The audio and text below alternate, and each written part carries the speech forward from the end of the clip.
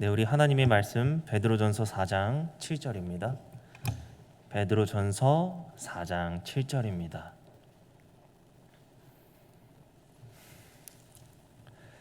제가 읽도록 하겠습니다. 만물의 마지막이 가까이 왔으니 그러므로 너희는 정신을 차리고 근신하여 기도하라. 각 세대마다 추구하던 삶의 방식은 전부 다 달랐습니다. 그래서 사람들은 당시 세대를 대표하는 사람들을 일컬어 어떤 족이라고 부르기 시작했습니다. 그래서 과거에는 오렌지족이 있었고요, 버블족이라는 사람들의 형태들이 있었습니다. 이처럼 2021년을 살아가는 사람들에게도 여전히 이러한 족속들이 있었습니다. 몇 가지 한번 살펴보도록 하겠습니다. 혹시 딩크족이라고 들어보셨나요? 딩크족은 무엇이냐면 부부가 결혼을 했지만 의도적으로 자녀를 갖지 않는 거예요. 자녀를 가지게 되면 이 또 자녀들에게 들어가는 비용이 만만치 않기 때문에 차라리 우리 애를 낳지 말고 그냥 이 돈으로 우리들이 편하게 살자 라는 사람들을 일컬어 딩크족이라고 이야기를 합니다. 그리고 또 요즘은 욜로족이라고도 사람들이 이야기를 합니다. 한번 사는 인생 내가 진짜 해보고 싶은 거 다 해보면서 살자, 이러한 라이프 스타일을 즐기는 사람들을 일컬어 욜로족이라고 이야기합니다. 근데 이제 이러한 욜로족들이 코로나로 인해 경제 활동이 어렵게 되자 이제 다른 형태로 변경이 됐다 그래요. 요즘은 파이어족이라고 합니다. 이 사람들은 어떤 사람들이냐면은 돈을 최대한 빨리 모아서 은퇴를 하는 거예요. 이런 일 같은 거 이제 더 이상 하고 싶지 않고 비트코인이나 아니면 주식이나 이런 것들을 통해서 돈을 한 번에 빨리 모으고 더 이상 일을 하지 않는 이러한 라이프 스타일을 추구하는 사람들을 파이어족이라고 이야기합니다. 그런데 이러한 어떤 족은 한 가지가 오래 지속되는 것이 아니라 정말 빠르게 변화되고 있는 것 같습니다. 그런데 세상이 어떻게 흘러가든 상관없이 자신들의 라이프 스타일을 꿋꿋이 지켜가는 사람들도 있습니다. 프레퍼족이 있어요. 이 사람들은 예전서부터 있던 사람들인데 이 사람들은 어떠한 라이프 스타일이냐면은 지구 종말을 준비하는 사람들입니다. 지구가 언제 쓰나미, 태풍, 아니면은 전염병, 전쟁 이런 것들이 어디서 갑자기 나타날지 모르기 때문에 이러한 지구 재난에서 생존하기 위해 평상시부터 준비하는 사람들을 일컬어 프레퍼족이라고 하더라고요.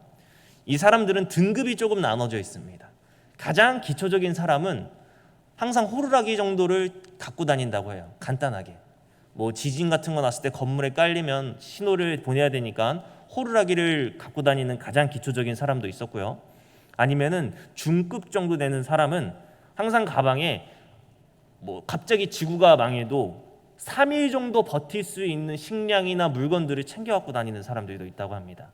그리고 이 사람들이 가장 원하는 라이프 스타일, 궁극적인 목표는 무엇이냐면 지하 벙커를 갖고 살아가는 사람들. 이러한 사람들을 일컬어 프레퍼족이라고 합니다. 하나님을 믿지 않는 사람들은 세상의 흐름에 따라 여러 방식으로 보여지고 또 자기 나름대로 종말을 준비하며 살아가고 있습니다. 그럼 하나님을 믿지 않는 사람들이야 그렇다 치고 하나님을 믿는 우리 본부교회 성도님들은 종말을 어떻게 준비하고 계십니까? 재림을 어떻게 준비하고 계십니까? 과거 어떠한 사람들은 마지막 때를 준비한다면서 산에 들어가서 생활을 했습니다. 또 어떤 분들은 세상과 연결을 끊고 골방으로 들어가 그곳에서 생활하셨습니다.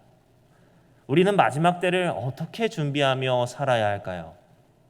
베드로는 마지막 때가 가까웠으니 이것을 준비하라고 말합니다. 오늘 본문 베드로전서 4장 7절입니다. 만물의 마지막이 가까이 왔으니 그러므로 너희는 정신을 차리고 근신하여 기도하라. 베드로는 마지막 때가 가까웠으니 가장 처음 정신을 차리라고 이야기하고 있습니다. 어떤 사람이 자신이 다른 나라로 떠나기 전 자신의 종들을 불렀습니다. 그리고 한 사람에게는 10달란트, 또 한 사람에게는 5달란트, 그리고 어떤 사람에게는 1달란트를 주었죠. 그리고 이 사람이 먼 나라에 갔다가 다시금 돌아왔을 때 자신이 부탁했던 종들에게 어떻게 이 재물들을 사용했는지 묻습니다.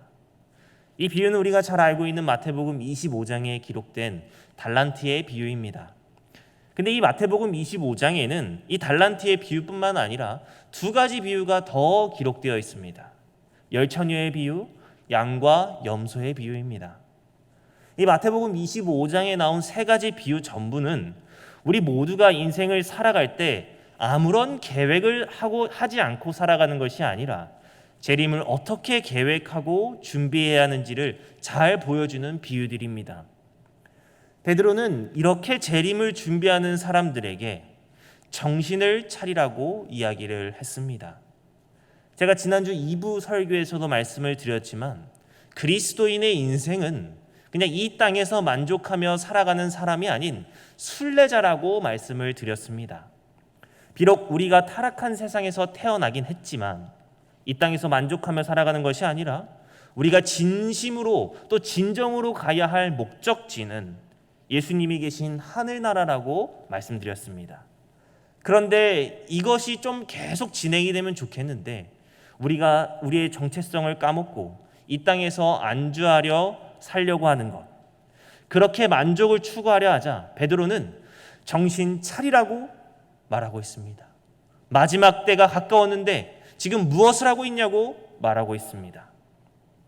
그는 재림을 준비하며 살라는 외침을 오늘 우리에게도 동일하게 전하고 있습니다.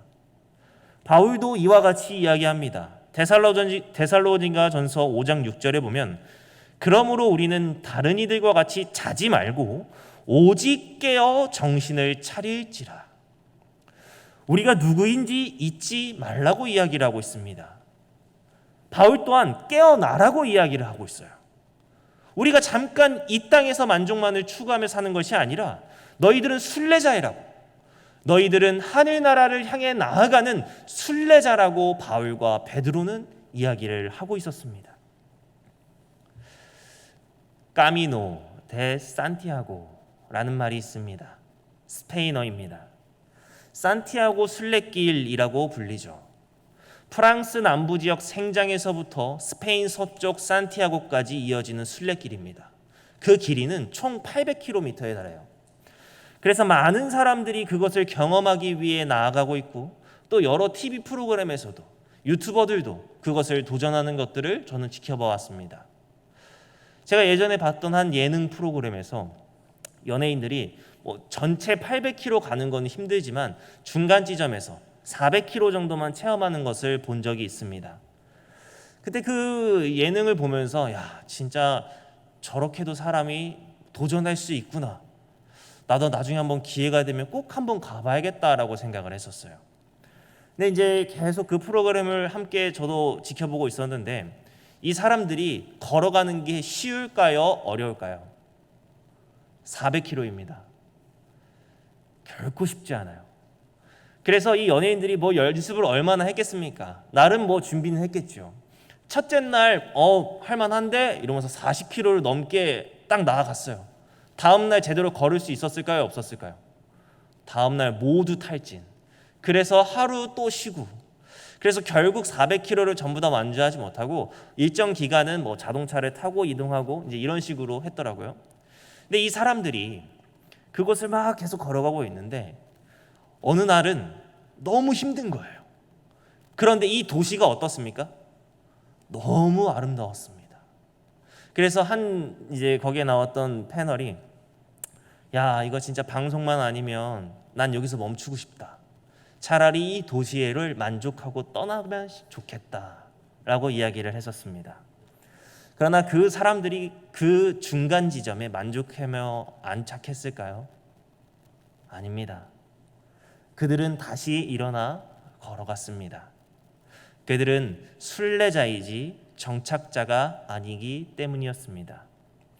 이처럼 우리는 하늘을 향해 나아가는 순례자입니다. 그 순례길은 제가 죄송하지만 결코 쉽지 않습니다. 신앙생활이 그냥 교회에 나와서 앉아 있다가는 것으로 결코 끝나지가 않더라고요. 우리의 자아가 죽기까지 정말 노력하고 나의 본성과 싸움하고 이러한 것이 신앙이더라고요. 때때로 그냥 만족하고 편하게 눌러앉고 싶은 순간이 올 수 있습니다. 그러할 때 베드로는 이야기합니다. 정신 차려라. 베드로의 그 말을 잊지 마시기 바랍니다. 우리는 순례자입니다. 사랑하는 본부교회 성도님들, 우리도 정신을 깨어있기를 소망합니다. 다음으로 베드로가 권면한 것은 근신하며 기도하라는 것이었습니다. 근신하다. 베드로전서에 나오는 이 근신하다라는 단어는 총 3번 등장했었습니다. 1장 13절과 5장 8절에 나옵니다. 근데 이 단어들이 사용된 것들을 보면은 전부 다 종말론적인 배경을 나타낼 때만 베드로는 사용했었습니다. 이를 통해 우리가 정신을 차려야 함을 다시금 일깨우기 원했던 것 같습니다. 그리고 우리가 정신을 차리고 나서 해야 할 일, 그것은 기도하는 것입니다. 아마도 베드로는 이 구절을 기록하면서 예수님이 십자가에 달리기시 전날 밤, 그날 밤을 기억했을 것 같아요. 마태복음 26장 40절에 보면 이렇게 기록되어 있습니다. 제자들에게 오사 그 자는 것을 보시고 베드로에게 말씀하시되 너희가 나와 함께 1시간도 이렇게 깨어 있을 수 없더냐. 시험에 들지 않게 깨어 기도하라. 마음에는 원이로되 육신이 약하도다 하시고, 베드로는 사람들이 과거 자신이 했던 똑같은 실수를 하지 않기를 바랬습니다. 그래서 이 구절을 기록했던 것 같아요. 마지막 때 사단은 우리를 어떻게 해서든 무너뜨리고 또 쓰러지게 할 것입니다. 베드로가 했던 것처럼 예수님을 배반하게 만들 것이지요.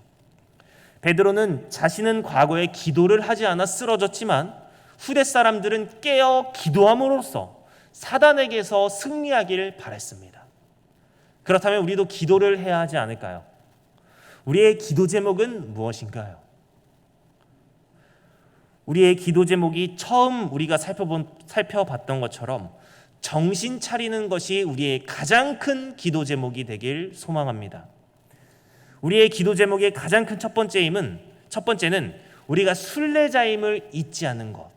이것이 우리의 가장 큰 첫 번째 되는 기도가 되길 소망합니다. 우리가 그냥 허망하게 끝나는 사람이 아닌 하늘을 향해 손을 뻗고 나아가는 그리스도인이 되도록 구하는 그러한 기도가 우리 본부교회 안에 넘쳐나길 소망합니다. 하나님께 재물과 우리의 출세, 물질적인 복을 구하는 것이 가장 큰 기도 제목이 아닌, 그렇다고 이러한 기도가 나쁘다는 것은 아닙니다. 그러나 우선순위가 무엇인지 먼저 우리가 생각해 보자는 것입니다. 우리의 가장 첫 번째 기도 제목, 우리가 정신을 차려 순례자임을 잊지 않는 것, 재림을 준비하는 것, 이 기도 제목이 우리 인생의 가장 첫 번째 기도 제목이요, 중요한 기도 제목이 되길 주님의 이름으로 축원합니다. 여기까지는 우리가 많이 들어본, 어떻게 보면 재림 준비에 대한 설교인 것 같습니다. 저도 그랬습니다. 우리가 누구인지를 잊지 않는 것, 그리고 그것을 위해 기도하는 것. 저는 여기서 만족하고 성경을 여기까지만 이해했었습니다. 그러나 이번 설교를 준비하면서 베드로는 단지 정신 차려라, 기도해라 이렇게 끝나는 것이 아닌 베드로가 정말 더 중요하게 생각했던 부분이 있었음을 살펴보게 되었습니다. 베드로전서 4장 8절입니다.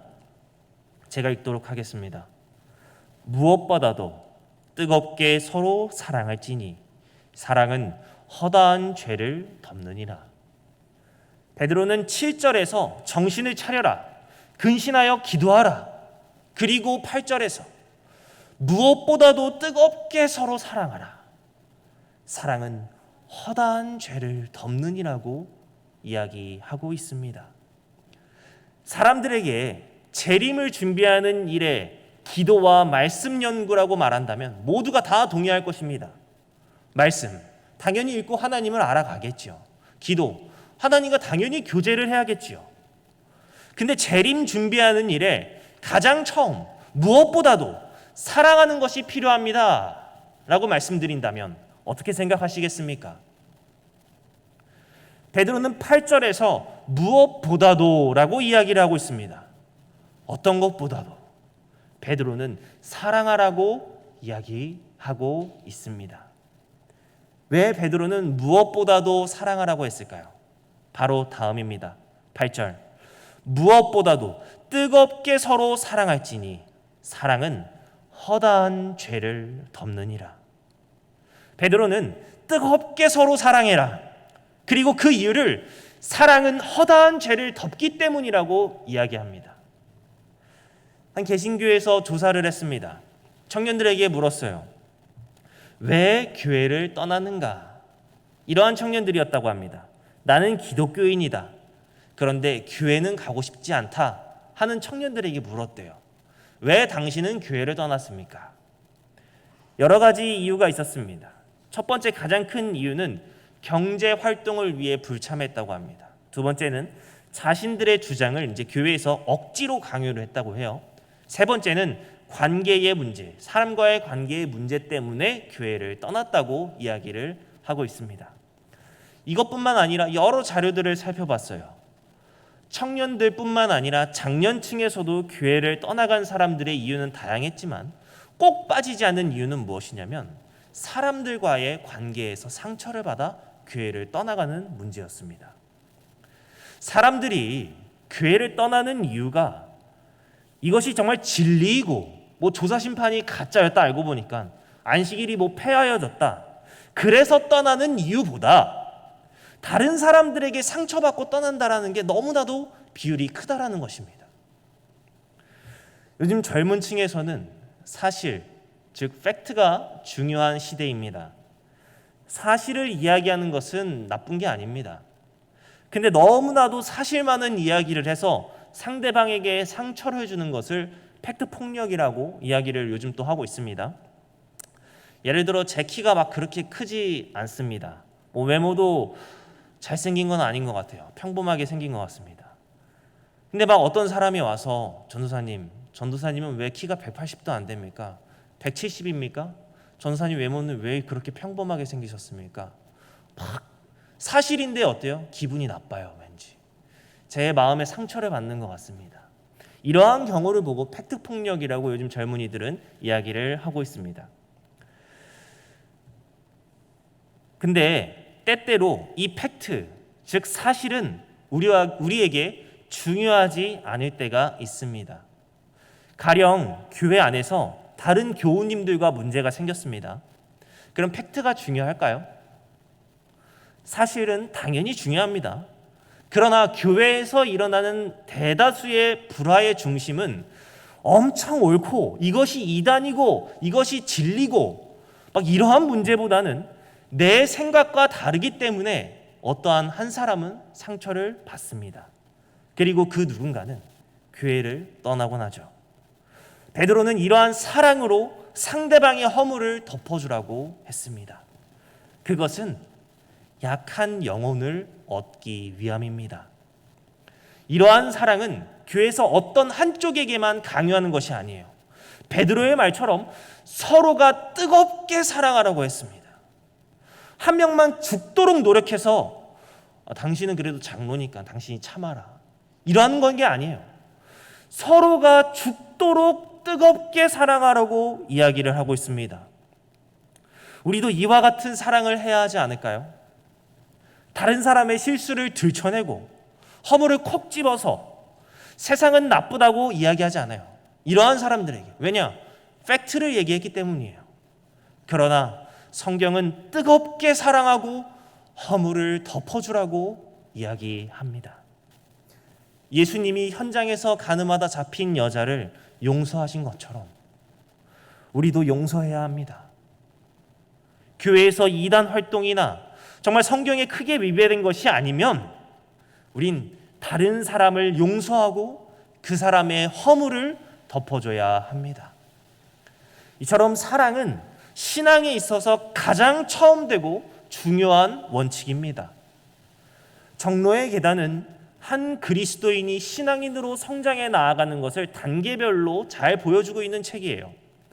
그래서 정로의 계단의 영어 원래 이름은 무엇이냐면 Steps to Christ, 예수님께 이르는 단계, 계단이라고 이야기를 하고 있습니다. 이 책에서 기도와 말씀, 회개, 여러 가지 신앙인들이 나아가야 될 부분들을 보여주고 있지만 그것들보다도 가장 처음 소개하는 챕터는 무엇이냐면 인류에 대한 하나님의 사랑입니다. 삼위일체, 안식일, 성육신, 지옥에 관한 우리가 아주 중요하게 생각하고 정말 우리가 목숨과도 생각했던 그러한 진리들을 가장 처음 설명하는 것이 아니라 사랑을 먼저 소개하고 있었습니다. 이것은 사랑이 우리 신앙의 가장 중요한 원칙임을 보여주고 있습니다. 그러나 요즘 교회에서는 사랑하는 것이 무조건적으로 하는 것이 아닌 그냥 하나의 선택사항으로만 받아들여지고 있지 않나요? 내가 저 사람을 용서할 수 없는 것을 당연하게 생각하고 마음속에 있는 이 불화를 갖고 있는 경우가 교회 안에도 존재하고 있습니다. 그러나 우리는 이 사랑의 원칙을 절대 잊지 않아야 합니다. 한 연약한 영혼이 교회에 와서 진리와 이단 문제로 인해 떠나는 것도 아닌 다른 사람에게 상처받아 떠나는 것만큼 아쉬운 것이 어디 있을까요? 저는 우리 본부교회가 뜨겁게 사랑하는 교회가 되길 소망합니다. 이 뜨거운 사랑이 오해와 불신과 미움을 다 녹여 없어버릴 만큼 사랑하는 마음이 우리에게 있길 소망합니다. 내가 지금 우리 교회 안에 누군가 밉다, 아니면 그냥 교회를 떠나서 세상에 있는 사람이라 할지라도 그 사람이 밉다면 우리는 그 사람마저 사랑하기 위해 불철주야 하나님께 기도해야 돼요. 우리에게 사랑이 없다면 우리의 믿음은 거짓된 믿음이기 때문입니다. 요한일서 4장 20절, 21절 제가 세 번역으로 읽도록 하겠습니다. 요한일서 4장 20절, 21절입니다. 누가 하나님을 사랑한다고 하면서 자기 형제 자매를 미워하면 그는 거짓말쟁이입니다. 보이는 자기 형제 자매를 사랑하지 않는 사람이 보이지 않는 하나님을 사랑할 수 없습니다. 하나님을 사랑하는 사람은 자기 형제 자매도 사랑해야 합니다. 우리는 이 계명을 주님에게서 받았습니다. 누군가를 사랑하는 것은 단순히 우리가 가져야 할 품성 중 하나가 아니라 진정한 믿음은 진정한 사랑으로 나아간다고 요한일서는 이야기를 하고 있습니다. 이것은 믿음과 행함의 관계와 비슷합니다. 진정한 믿음이 하나님의 말씀에 순종하는 것으로 연결되는 것처럼 진정한 믿음은 진정한 사랑으로 연결됩니다. 그렇기에 내가 누가 미워요. 근데 진짜 미운데 용서할 마음도 없고 여전히 그 사람을 교회에 왔을 때 안 좋은 시선으로만 쳐다보지만 내 마음에는 여전히 아무런 죄책감을 느끼고 있지 않다면 우리는 기도로 하나님과 씨름을 해서라도 어떻게 해서든 그 사람을 사랑하는 마음이 우리 안에 있도록 기도해야 합니다. 안 좋은 사람이 있을 수 있죠. 그러나 그렇다고 해서 내가 그 사람을 사랑하기 위해 아무런 노력을 하지 않는다면 우리의 믿음에 무엇인가 문제가 생긴 것이라고 성경은 이야기하고 있습니다. 하나님이 우리를 죽기까지 사랑하셨듯이 그런 모습이 정로의 계단 가장 처음부터 엘렌 화이트는 설명하기 원했듯이 우리가 신앙하는 모습에 있어서 가장 처음 보여지는 모습이 사랑하는 모습이 되길 주님의 이름으로 축원합니다. 우리가 사랑하는 마음으로 다른 사람에게 다가갈 때 그들은 우리를 통해 하나님의 사랑을 경험하고 하나님을 믿는 믿음으로 인도될 정도로 뜨거운 사랑을 하는 본부교회 성도님들 되길 바랍니다. 베드로가 다음 마지막 때에 사랑하라고 권면한 이유는 사랑은 우리 행동의 능력이 되기 때문입니다. 인도의 무하마트 간디는 이렇게 이야기를 했습니다. 저는 기독교인이 아닙니다. 제가 알고 있는 기독교인의 상당수가 저를 어떻게 대하는지 알기 때문입니다. 그들은 예수가 가르친 것처럼 사랑하지도 않고 오히려 반대로 행합니다.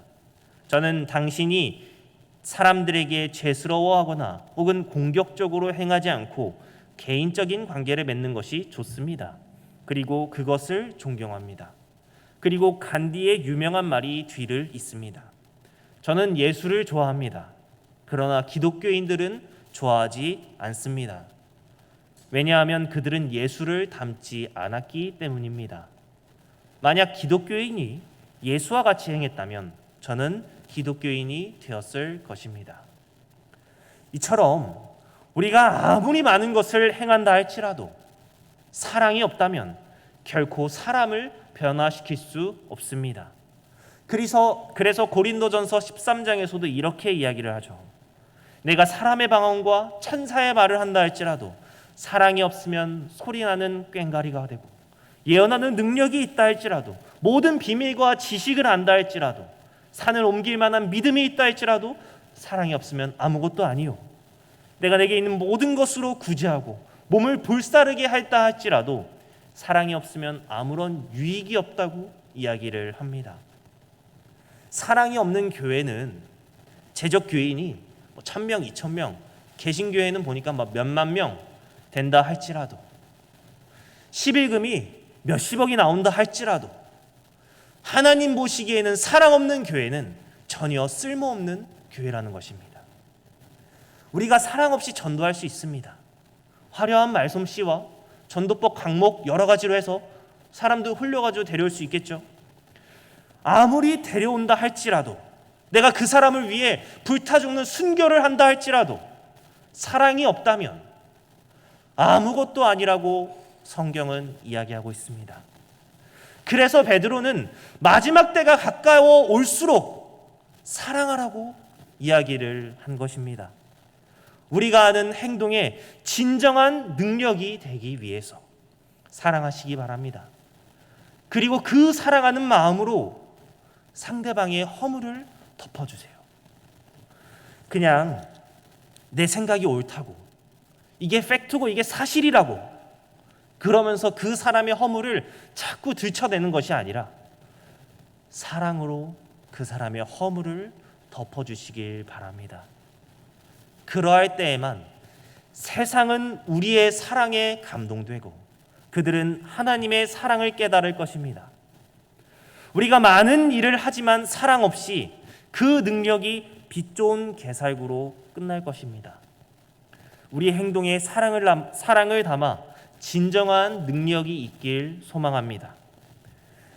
사랑하는 본부교회 성도님들, 사랑이 사라지고 정말 세상은 지극히 개인주의 사회로 돌아가고 있습니다.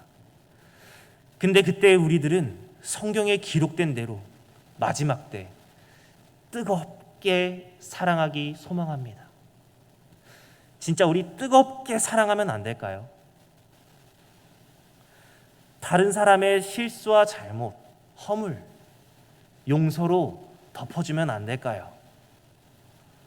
그런 거 하나하나 다 들춰내고 내가 더 의롭다, 내가 맞았다, 저 사람 잘못한 거고 잘못 생각한 거였다 이렇게 하기보다 사랑하는 마음으로, 긍휼한 마음으로 그 허물 덮어주면 안 될까요?